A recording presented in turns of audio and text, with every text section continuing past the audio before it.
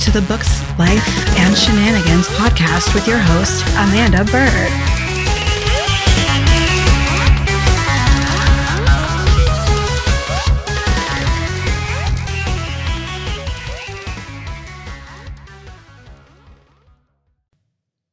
Hey, welcome to this week's episode of the Books, Life, and Shenanigans podcast.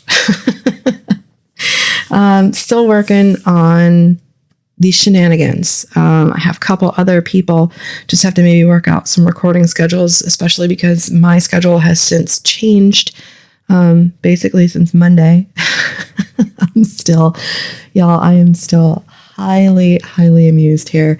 Super excited. Empire building in fucking progress. So that said, this week's episode, cover stories and navigating tough times. So covers, like I want to talk about the process of having a cover designed, especially from the indie perspective. And then maybe, I don't know, I had thought about pulling up some different covers and showing pictures of those on the YouTube, but also I realized a lot of you listen to me elsewhere, right? So I don't particularly want to do the different photos of covers, the different images, and load those up into the YouTube because, one, I'll be completely transparent here. That's a lot more fucking work than I'm willing to do right now. At least today. Also, because you're listening and not watching, it does you no good for me to show you these covers and say, hey, this is what I'm talking about. Do you see this font? Do you see this color stripe? That does you no good. So I'm just going to maybe name the books. And then if you want to look them up, you sure can. Kind of, I don't know, I guess it's like a 50-50 split of me being lazy and trying to make things easier for you who's listening to me out there in the wild. I don't really know where I was going with that, so that's what just happened. Apologies. You know what else I'm going to apologize for? If I can't filter out these damn blowers, because first of all, it's Friday. I'm surprised they actually mow lawns at apartment complexes on Fridays. Two, the lawn's fucking wet, so I really don't understand what they're doing. It rained last night. It's going to rain again tonight. This is not our rainy season, but hey, maybe this will help us get out of the drought that we're currently in. But I'm going to apologize if I can't edit that out because I've been trying to do this. I tried to do this like an hour ago, but they were like right outside the building. And I was like, nope, because I could not edit that out to save my life. So that's apologies. Yeah, just apologies because sensitive microphone and fucking leaf blowers.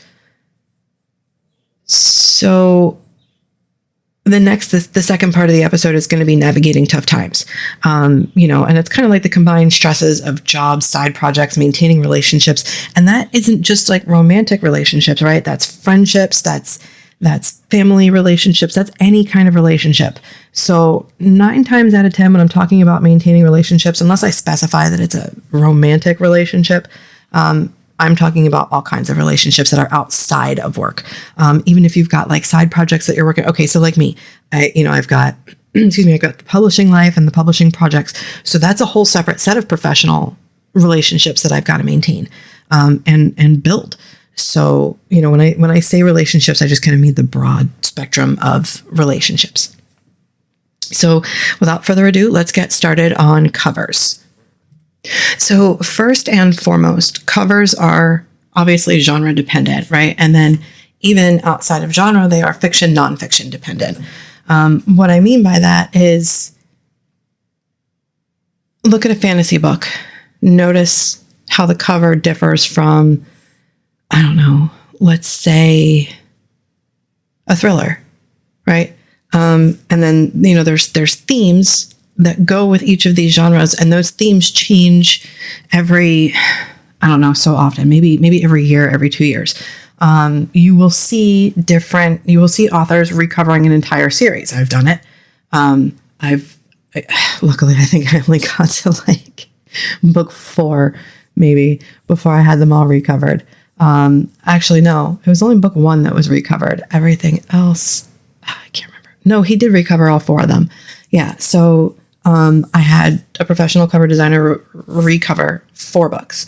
I'm now up to book 8, which releases at the end of this month. I am so excited. I got the cover back. I am in love with this cover. Holy shit. It's not Dee Dee's work, but damn, oh my God, it's beautiful. So I'm really, really, really excited. I can't wait to see the reception on this one.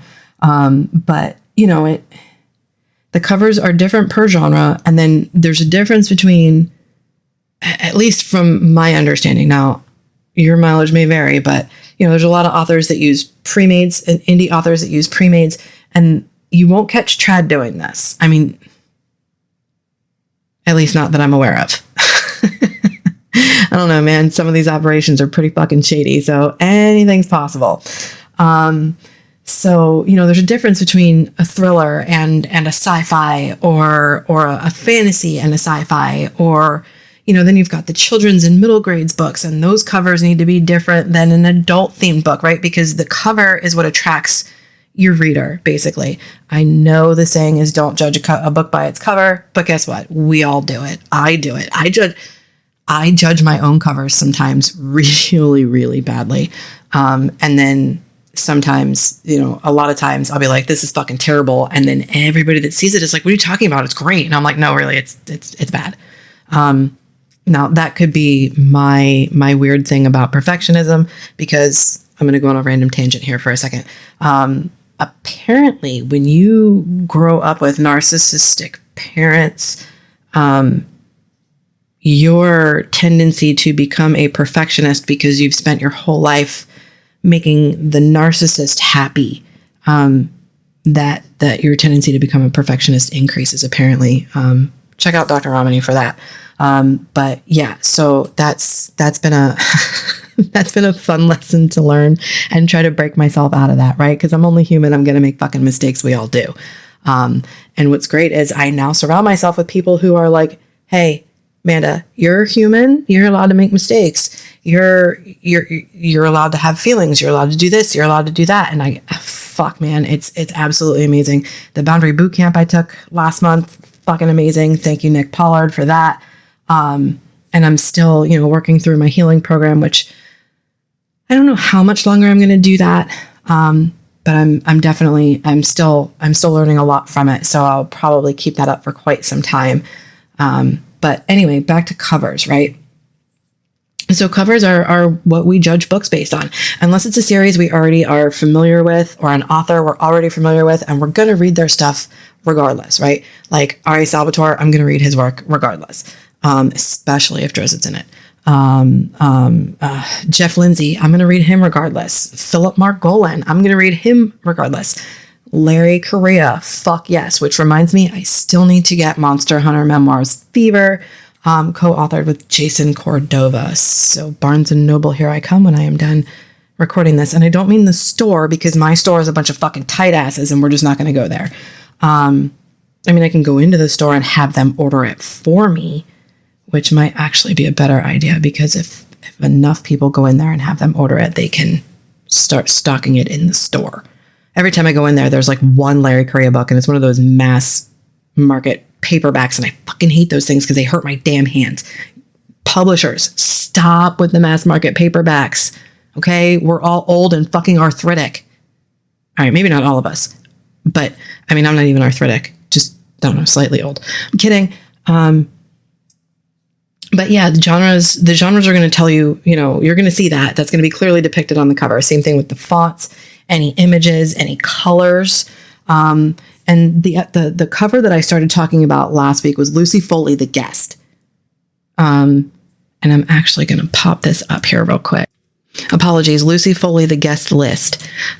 So it's just like a rainy, what looks like a windshield front of a boat, right? And it's a bluish, blackish, grayish overall theme. And then the guest list is in like a wonky font, almost like a handwritten with maybe something with a chisel tip, as well as, you know, the title and her name. And then, you know, the one-liner under that is in a different shade of that blue color. And and it says you'd kill to be on it, right? So if you were to look at this, Lucy Foley, the guest list, you would see that this book is meant to be a thriller, maybe some, there's probably some kind of mystery elements to it. But once you've looked at enough covers, and the prevailing advice, and I fucking hate this prevailing advice. The prevailing advice tells you when you're doing a cover and you're trying to decide on a cover for your books and what it should be because of what genre you're in, 9 times out of 10, you're going to hear this exact phrase.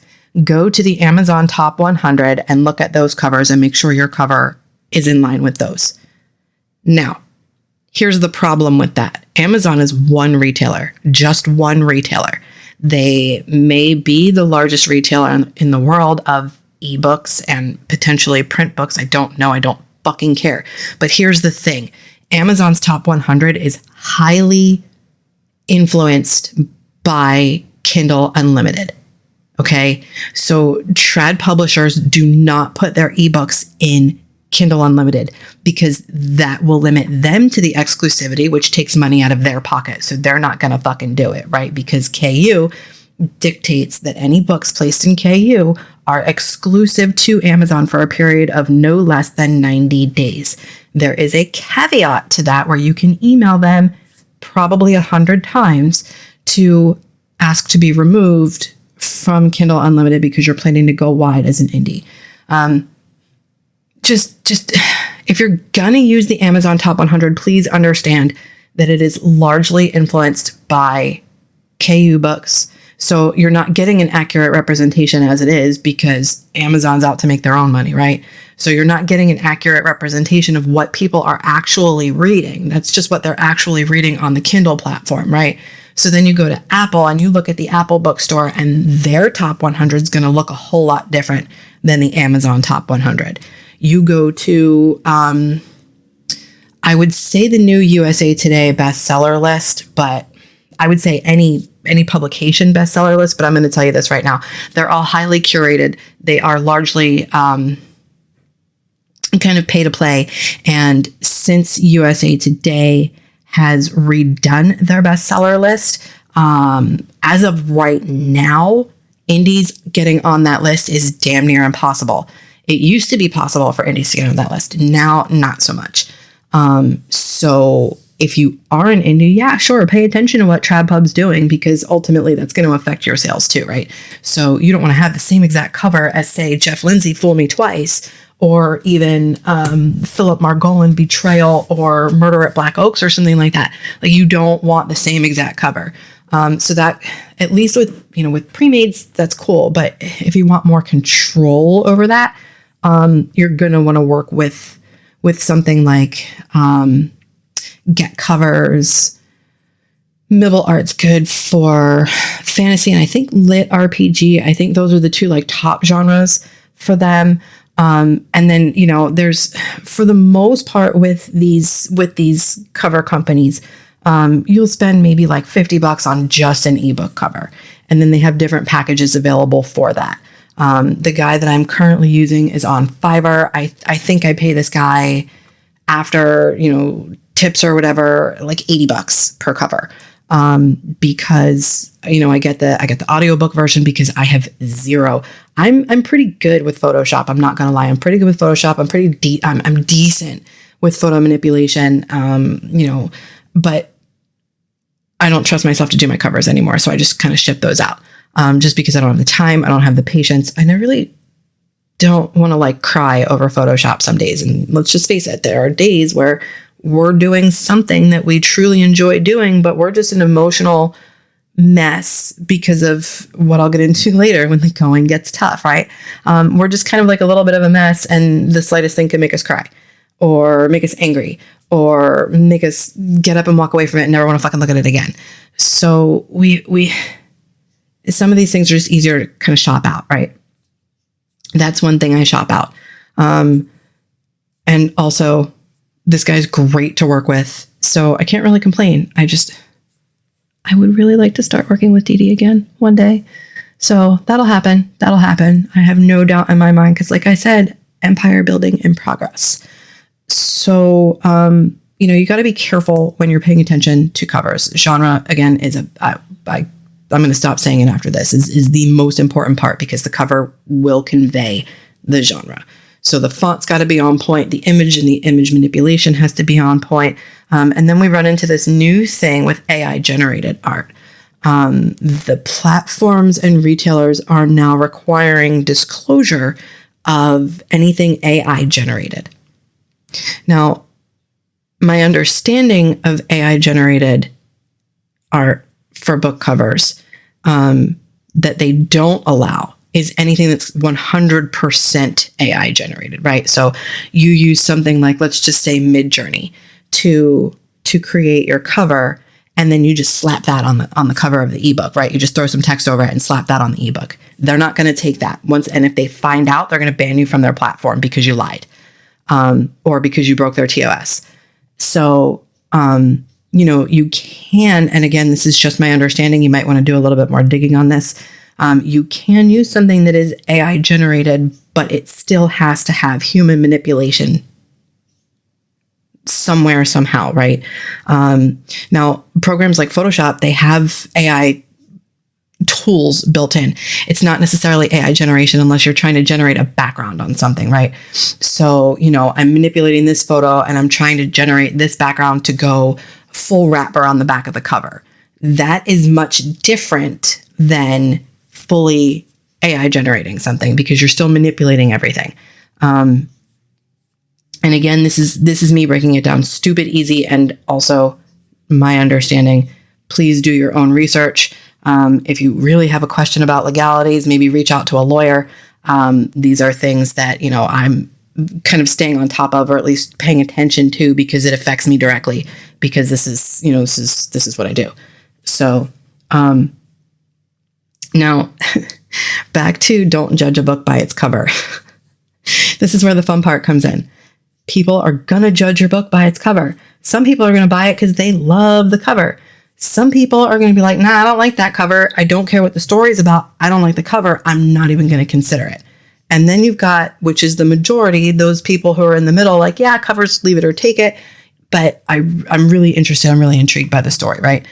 So, for example, I shared a meme about when your family finds out you're a writer. I shared it on Instagram, I think it was. Instagram and Facebook. Something about when your family finds out you're a writer and they ask you something about what you write about, and I'm not going to tell you unless you get real cool about a lot of things real quick. And I do have friends where that's the case. Like, their friends and family will ask and they're like, not unless you get real cool about a lot of things. Me, on the other hand, I'm like, oh, I write female serial killers. I have no shame in my game. Zero. And people either look at me like I have 16 different heads and they think I'm fucking insane, or this is the majority of the time, by the way, the second one, the after the or. People get really excited, which I think is great. It amuses me. And every time somebody gets really excited, well, what are your books about? Well, let me tell you, they're female serial killer. It's told from her POV. Think Dexter meets American Psycho. People get real fucking excited. Sometimes they don't even bother to read the description on the back of the book or flip through and start reading a couple pages. They're just like, shut up and take my money. Now this is at in-person events, which is so much easier to convey your enthusiasm. Neighbors breaks. Sorry. Jesus, I can't win with these noises today.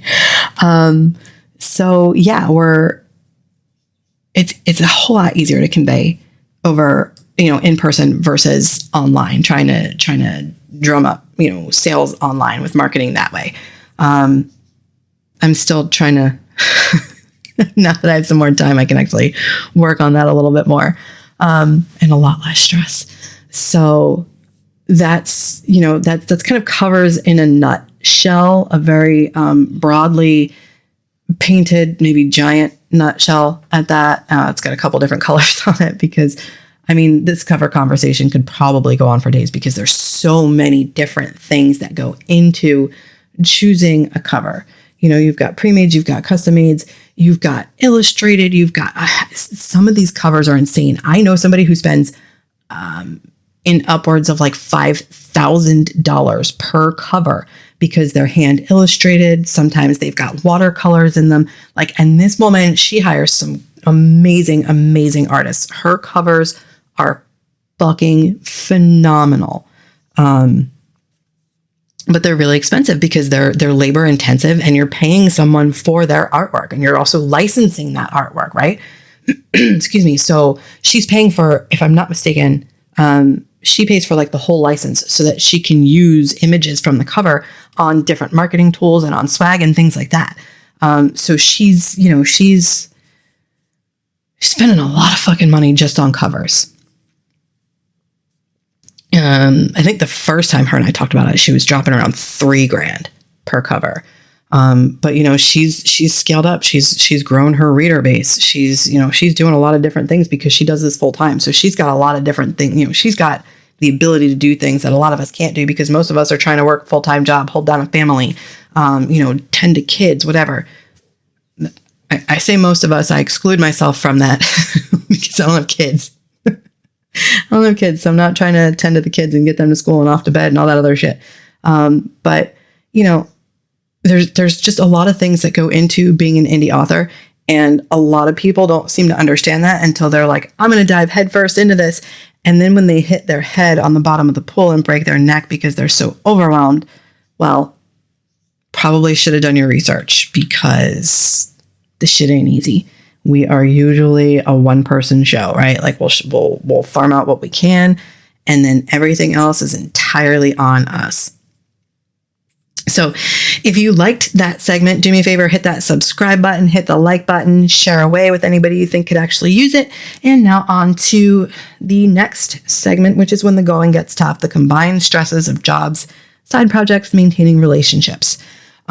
So perfect example. The job I just got laid off from, right? The stress of that job alone stopped me from doing so many things. It caused me to put off finishing book 8 until quite literally the very last minute. I would see my dude a couple days a week, and by a couple, I mean probably like 2. I mean like 2 max, because we didn't. His schedules. We're not even going to talk about it. His schedule's crazy.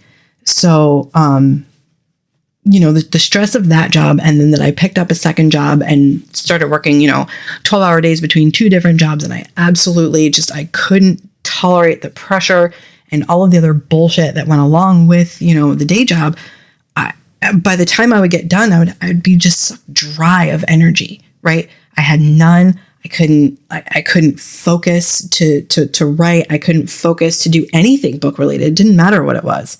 So, just that one stress alone put a damper on damn near everything. And I feel bad because I feel like I did nothing but complain about my job a lot of the time when the dude and I would hang out, and I'm going to apologize for that. But babe, if you're listening, I'm sorry. And I'll probably apologized before you hear this too. So, it's crazy, right? So we need to have kind of like a support system in place. We've got our friends, we've got our family, we've got our significant others.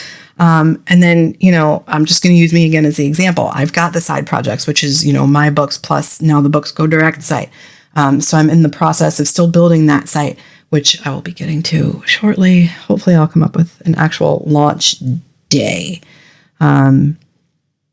So there's that, there's a bunch of different things that, we're all trying to maintain and juggle. And, when you're really stressed out by just one thing, it tends to kind of overrun, right? Think of, you have a cup, right? And it only holds so much liquid. And once that liquid just gets to the top, it's going to overflow unless you drain it out. Okay, cool. So the schools of thought here are, exercise, read a book, as I've said before, replenish your energy pennies, right? Do the things that bring you joy, that bring you energy in. And we're not talking about just caffeine here. Sometimes that's all it takes. But the things that bring you joy and the things that replenish you, those also take time from everything else. So we have to figure, life is a balancing act, right? And when the house of cards comes tumbling down, then what? what do we do then? Chances are we're going to have a meltdown. We're going to run away or push away those who care about us, friends, family, significant others. It doesn't matter. We're going to, a lot of us have a tendency to just kind of shut down. Me and work bestie, we do it to each other, and her and I are pretty tight at this point. I still call her work bestie, and I'm probably still going to refer to her as work bestie because that's what she was to me, from the time that we started getting really close. So, like even today, she texted me and she's like, this is what my day looks like. She's like, I don't even know when I'm going to get to call you. She's like, I'm so overwhelmed. I already want to cry.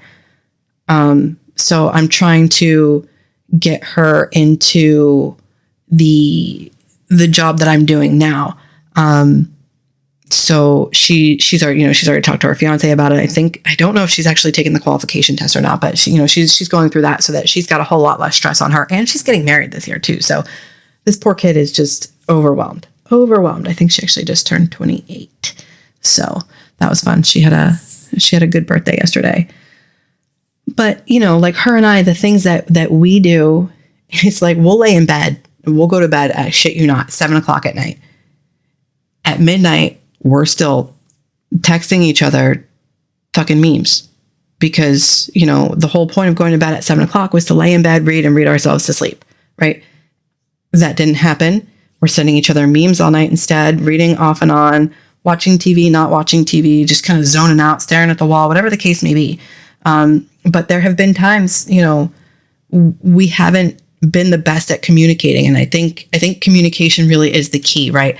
Now I understand the instinct is I can take care of me, right? I don't like asking other people for help. I don't want other people to see me as needy.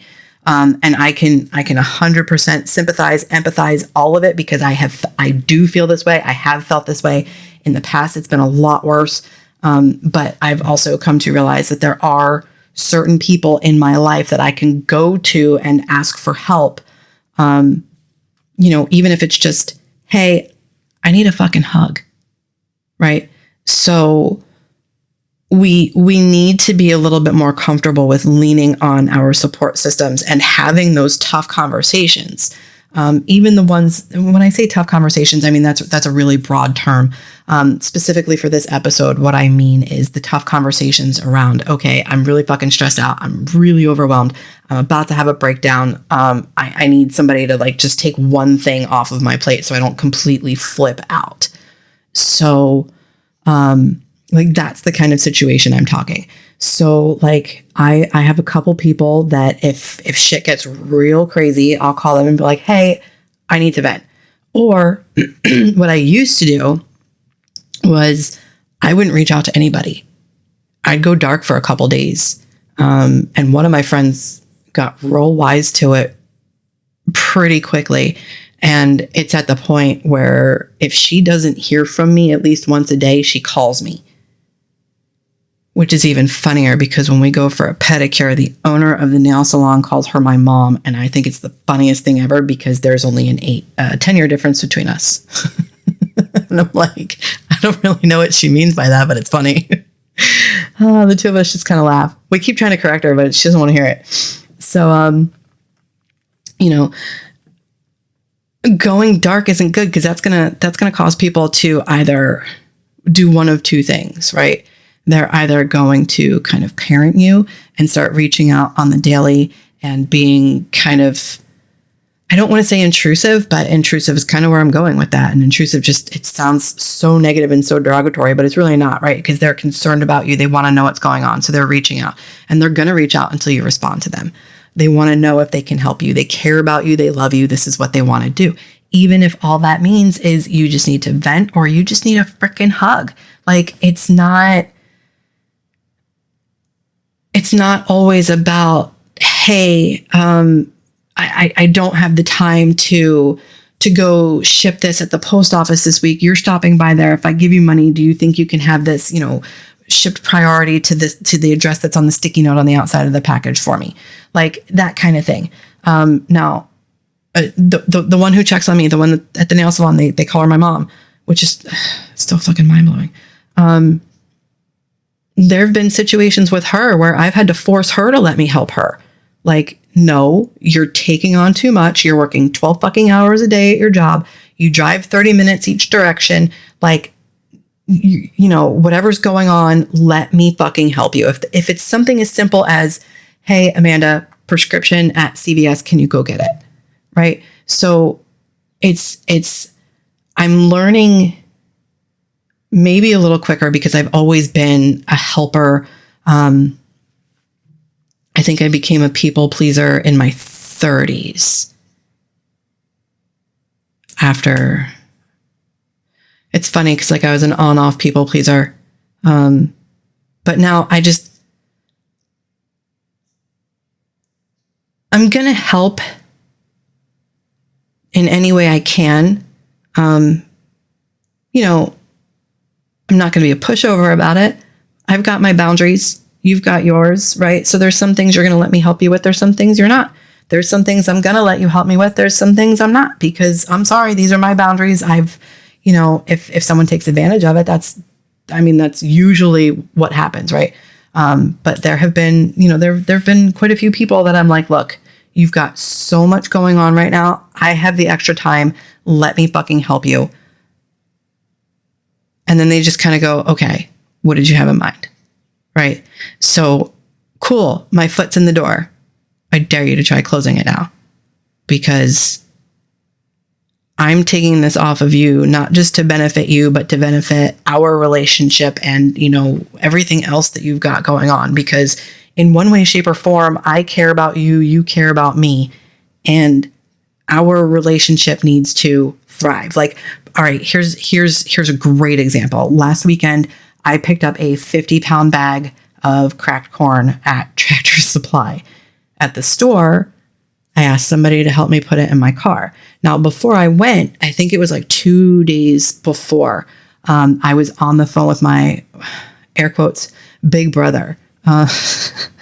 We're very good friends. We've been very good friends for like 8 or 9 years now.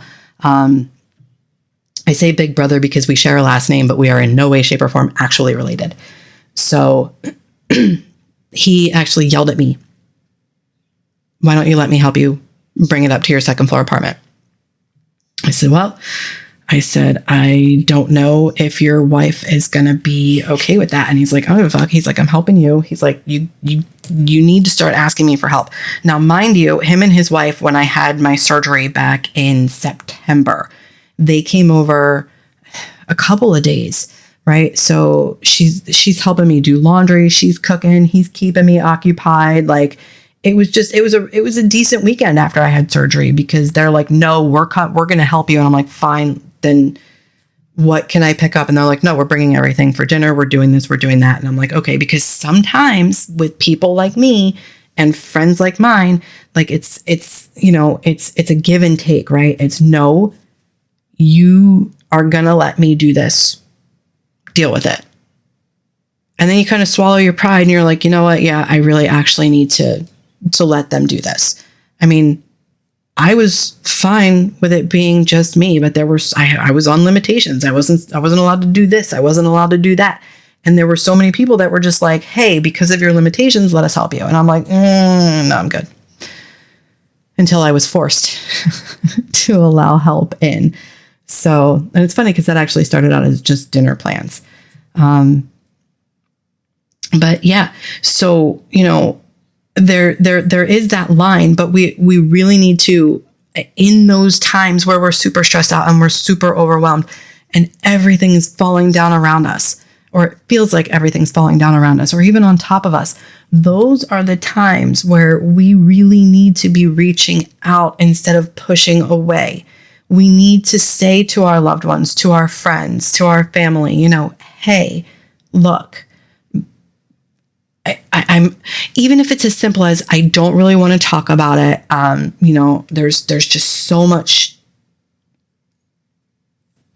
overwhelming, so much shit going on. And can you bear with me? You're not asking for help. You're asking for understanding, right? But it is okay to ask for help. just because you weren't raised to think it was okay, or, things happened in your life, because we all go through shit that changes us as a person, and turns us into what we are now. It helps us, maybe not necessarily directly turns us, but it affects us in some way where we become who we are now. And, life is about growing as a person, growing in your relationships, growing in your jobs and careers and your hobbies, all of those things. So in those times, it's so much better for you to reach out and be clear with your communication instead of pushing people away or just kind of going dark. Like, it's funny. I used to be that person. I used to just kind of fade off or just not talk. I would just stop talking to people for days, and it's not okay. Now, granted, I do still do it. I don't do it like I used to. Like, over the past year with everything, year and a half, everything that's gone on with my job, I started off really, really liking it, and then all hell broke loose. Shit got real bad, and then it started to get a little better, and then first week of January hit, everybody's fucked. And I say that in a lighthearted sense and a not lighthearted sense, because there's a lot of shit still moving over there. Are a lot of moving pieces over there with them. And I'm sitting over here on the sidelines kind of laughing. But, you really, even if it's just to say, I have a lot of shit going on right now, I need some time, right? Because at least that lets the other people know that you're not ignoring them. You do care about them. You just kind of need your space right now. Instead of pushing them away or just going dark and not responding to them at all, because then they're going to interpret that as, all right, cool. You don't care about us. You don't want to spend time with us. You don't want to hang out. You don't want to, whatever the case may be. And those that are closest to you are going to take that really hard. Unless they're assholes who just don't care. But, so my sock mate, she's got a really bad habit of just kind of dropping out and not asking for help. This girl will dip out for like a week and not speak to anyone. I can't tell you how many. She used to live with me when she did this shit, and I would go bouncing right into her bedroom, and I'd be like, yo, man, what's going on? And she'd just stare at me. She wouldn't even say anything. And I'd be like, all right, cool. Well, I'm here. Let me know when you want to talk.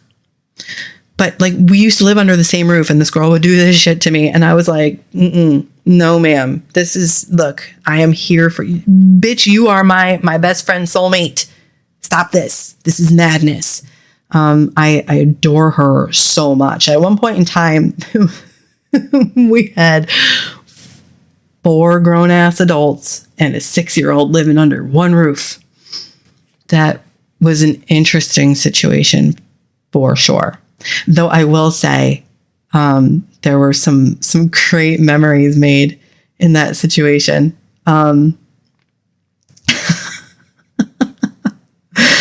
I'm sorry. I'm recalling the time that the child scared the absolute shit out of me. I was dead asleep, and he gets onto my bed, and it's a memory foam bed, so I don't feel him getting onto my bed.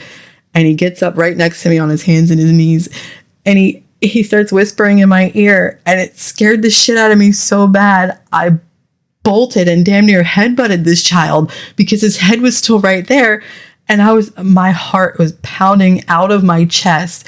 He's laughing. I'm like, what the fuck? She comes running in, and she's like, what just happened? So I explained it to her, and I was like,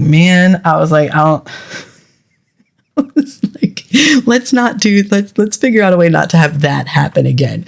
If that means he just kind of stands, off the bed and, tries to wake me up that way. I'm about to be in tears because I remember this like it was yesterday. But, reach out to those people. Like I said, even if it's just to say, hey, I've got a lot of shit going on right now. Let me reach out to you in a couple days. Right. So at least they know you're not deserting them. And again, when I say relationships, it doesn't matter if it's, personal, professional, and again, under personal, there's even more types of relationships. But reach out to those people, because especially if it's professional, right? Like, I've run into situations where professionally I've been so drained, and it's, when I was in burnout with the books a couple of years ago, I still did my best to maintain professional relationships. And because I did that, I now have the opportunities that I have with, building my empire and building my publishing imprint company, whatever. So I was able to maintain those relationships, even if it was kind of sporadic. But I am very grateful for the fact that I did that, because if I didn't, I'd be in a much different place starting out with this new venture than I am right now. So on that note, I am going to say thank you. If this episode helped you in any way, helps you help someone else, if you share it, just do me a favor, hit that subscribe button, hit the like button. You can also, if you want email notifications of when the next podcast is available, you can head over to bookslifeandshenanigans.standby, because I can never, ever remember this website. bookslifeandshenanigans.substack.com. And the word "and" is spelled out. Or you can find it on YouTube. You can also, you're more than likely listening on Spotify. You can also email me at amanda@amandabird.net if you have any suggestions, tips, anything like that for future episodes. And thank you so much for joining me this week. I will talk to you next week.